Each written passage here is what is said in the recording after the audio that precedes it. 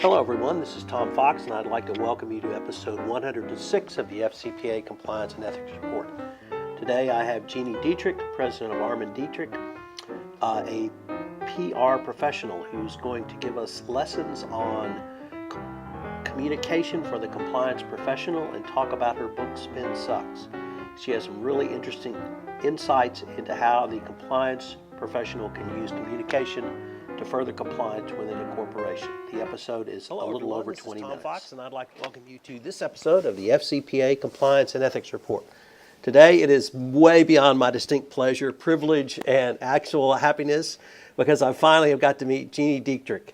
And Gini and I have known each other virtually for several years. I've followed her writing and speaking and general social media extensively. She has been a mentor to me in many different areas, and I'm absolutely thrilled to finally be able to meet you, at least via Skype, and have you come on the podcast, so welcome.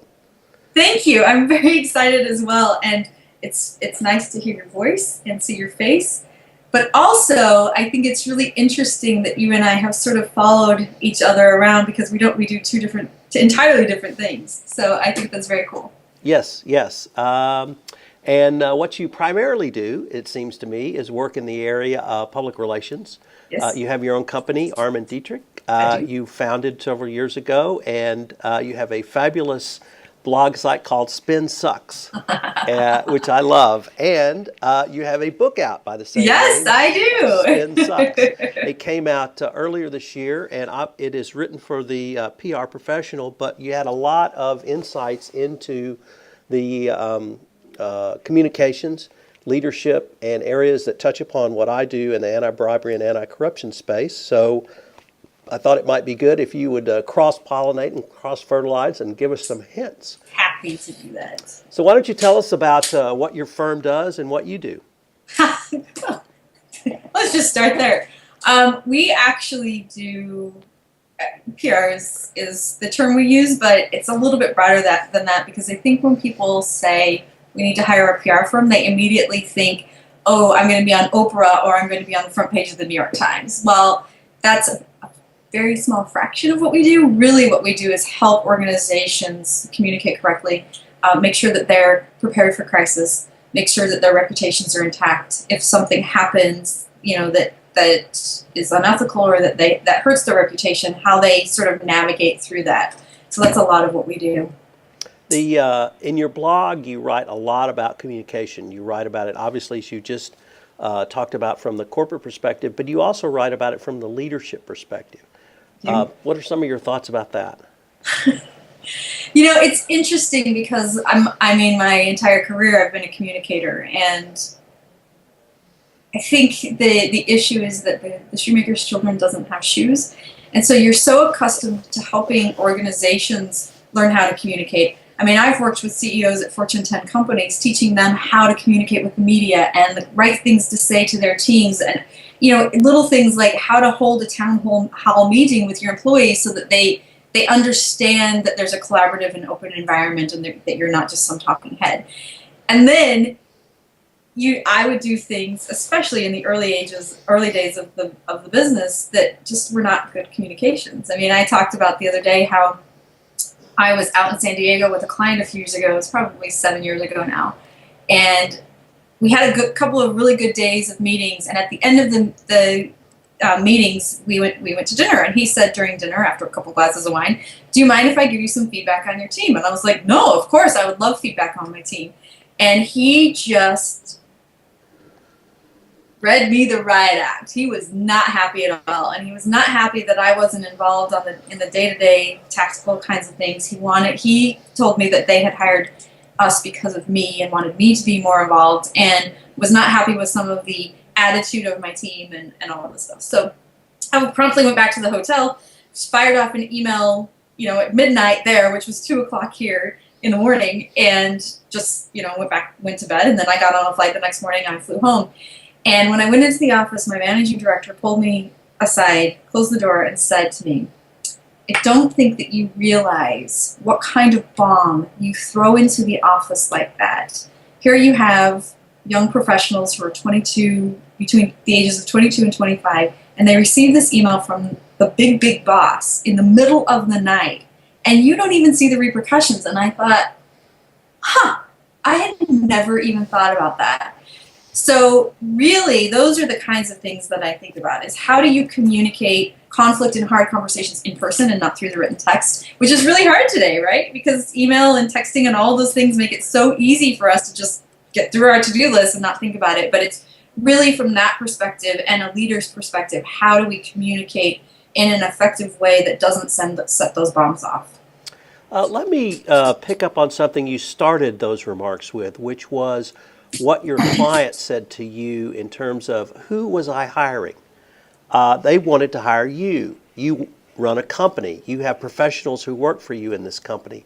That's the part that intrigued me about that statement, because obviously the client wanted you, and I run into that same situation. Fortunately, it's just me, but they're hiring me. And so that leads to one of the things I wanted to visit with you about, which comes out of the book, Spin Sucks, Chapter 7, which is your customers control your brand. Yep. And you had 7 points, I've got them written down here, and I'd just like to go through them because I found those incredibly important for a compliance officer to be able to talk to our internal customers inside of a corporation. So if I could just go through those and kind of get your thoughts on those. I have to pull it out. Okay. Chapter 7, all right. Yes, okay, yes. So number 1, be vigilant. Be vigilant. And I think I'm talking about that from the perspective of you can't really shape what people say about your brand. You have to, what they experience may not be what you want it to be. And so you really have to think about what is it that we want the brand to be, and how do we communicate that in an effective way? And always be doing that. So don't never come off message. A great example of that is Susan G. Komen when they decided to no longer fund Planned Parenthood. They changed their message 5 or 6 times in a course of 3 days during media interviews, and that actually was the failure of them. So be vigilant in talking through what your organization does and the kinds of things that you want your customer to come away with. Your next point I love, because I'm not sure you become your mother, but you're certainly channeling your inner mother, which was be honest. I have become my mother. It's so scary. Even my hands, I'm like, oh my gosh, I have my mom's hands. That for me is the biggest thing, and it drives the reputation of the blog. It drives the culture of my business. Ethics is the number one thing that, the number one core value that we have, that we interview around and that we hire around. So it's very, very important to me. And my mom always said to us when we were kids, remember who you are and what you stand for. And to me, you really only have your name and your reputation. And so when you lie or you sweep things under the rug or you try to pretend that there isn't an issue when there is, that's when you start to have big, big problems. And so it's almost tearing off the Band-Aid as quickly as you can and being honest about what's going on and then moving on. Because if you are honest and you tell your side of the story, there's nothing for your competitors to talk about. The next one is be open. And you even said this one was difficult. It's certainly difficult for lawyers, and unfortunately many compliance professionals are lawyers. So this is one that I have to work on as a compliance practitioner, not necessarily a lawyer. But within the corporate context of communication, what were you trying to get across? I think it's 2 things. I think it's being open to change and not being risk averse, especially in today's world where the digital web has changed completely the way that we communicate. We have to be open to trying new things and testing new things, but also being open to talking about, for lack of a better term, being transparent. So talking about issues, talking about challenges, becoming human from the perspective that we do business with human beings, and it doesn't matter if you're a compliance officer or you're selling toothpaste. We still do business with human beings, and in most cases, we still sign a contract and do work together by looking each other in the whites of our eyes. So when you can present that openness and that transparency, people are more willing to want to work with you. The next one is actually probably my favorite, although you're channeling your inner mother was great, but it's be active. And that's something that I try to communicate to the compliance practitioner. Get out of the ivory tower, get out of the office. But within the context of spin sucks, how does be active work? Yeah, I think it is getting out of the ivory tower. And, one of the struggles I think that a majority of organizations have is they think there's a silver bullet, first of all, and social media, of course, was going to be the big silver bullet. It was going to change everything, and all of a sudden everybody's sales were going to increase because they were on the social networks. There is no silver bullet. There is no such thing as overnight success, and so we have to keep that mentality. And I think the other thing is that people think, oh, well, I'll just hire a team to do PR, or I'll hire a team to do content, or I'll hire a team to do social media, and then I don't have to think about it again, and they'll just be successful. But the way that the world works now is people expect to have a relationship with you. Yes, I can help you foster those relationships, and I can help you find the right people to have the relationships with, to build those relationships with, but I can't have the relationship on behalf of you. And so some of the organizations that have done really, really well from for lack of a better term, publicity standpoint, are the organizations where the CEO is involved. And it's Richard Branson, it was Steve Jobs. It's people like that sort of become publicity machines in their own right. They absolutely have teams helping them, but they aren't afraid to be active on the social networks. They aren't afraid to talk to the media. They aren't afraid to have conversations that are hard with external audiences. Your next point is be consistent. You touched on that several times throughout this, but specifically, what did you mean other than stay on message? I think it's more than stay on message. It really is, this is one of the things we talk about internally all the time, is if we're going to present a platform that we're ethical and we're honest and we don't spin and we don't lie, then we actually have to live that. And so it's little things like don't embellish and don't tell little white lies. And, there are little things that happen where I'll call people out on it internally because it's a little white lie where it really doesn't matter, but you can tell that they've embellished something. And I'm like, no, we have to present that we are ethical at all times. And if we're telling white lies internally or we're embellishing, then how is that relating to the external audiences? So I think it's being consistent from that perspective. The next point is be creative. And as a lawyer, I used to teach law school, and I would tell law students that the only thing that limits you as a lawyer is your imagination. And so I firmly believe that. But in terms of moving outside their comfort zone, lawyers are generally the last to do so. But as compliance practitioners, we are in the business of solving problems, not preventing disasters. Sure. So we have to be out there, we have to be more active, and we have to be creative. Within the corporate context, what do you mean by be creative? I think that's interesting that as compliance officers, you're solving problems, which means you have to be creative, right? Some really good examples are, the organizations that take something bad, like a negative comment or, the shootings in Ottawa are a good example. In Canada, a couple of weeks ago, are a great example of that, where they really took that and turned it into something good, where people started talking about on the social networks and on their blogs why they were proud to live in Ottawa. So it's really finding creative ways to solve the problems, to come out of your comfort box, to not be risk averse, to be active. It sort of all culminates into one there. And then your last point was be proud.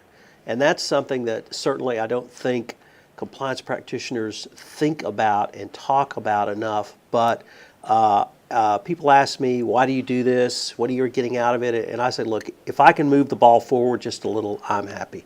It's not going to get solved. It's a huge problem across the globe, corruption. But I'm proud to be helping just move it forward if I can do it every day or if I can do it once a week. So how do you communicate for corporate employees to be proud? What should they be proud of? They should be proud of their jobs. They should be proud of the organization they work for. They should be proud of the product or service that they're providing. They should be so ingrained and passionate and proud about what they do every day that they're willing to share it with their networks. Where you see issues, and this is not uncommon.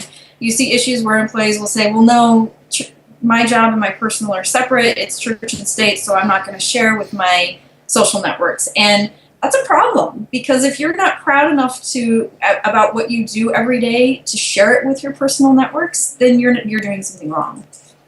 That really leads into something I wanted to explore with you, because I have observed and followed you on various forms of social media over the past couple of years. So you blog, you do webinars, you do podcasts, you put up links on your site, you go to social media events, you do live talks and speeches, social media summit, those sorts of things. How do you use really all of that, and is there a strategy you're trying to move the ball forward, either for your company or the message in general?